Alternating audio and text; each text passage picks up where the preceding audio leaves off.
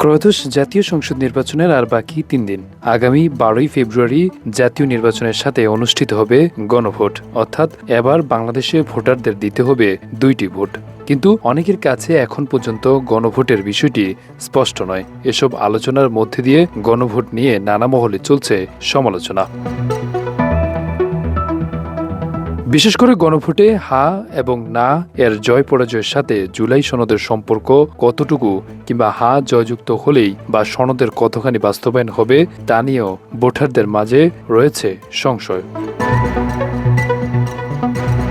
অন্তর্বর্তী সরকারের প্রধান উপদেষ্টার বিশেষ সহকারী আলী রিয়াজের ভাষ্যে এবারের গণভোটটি হবে মূলত সাংবিধানিক গণভোট। অর্থাৎ জুলাই সনদে অনেকগুলো সংস্কার প্রস্তাব থাকলেও গণভোট হবে কেবল সংবিধান সংস্কার সম্পর্কিত ৩০টি প্রস্তাব নিয়ে।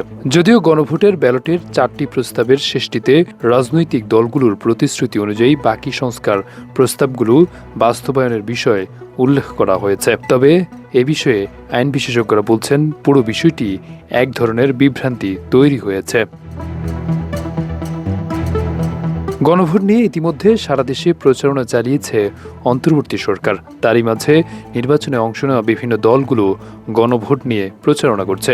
তবে গণভোট নিয়ে দলগুলোর মধ্যে রয়েছে বিভেদ। জামায়াত, এনসিপি ও বিএনপি হায়ের পক্ষে ভোট দেওয়ার আহ্বান করছে ভোটারদের। ভোট ঘিরে তৃণমূল পর্যায়ে ভোটাররা গণভোটে নিয়ে সংশয় রয়েছে।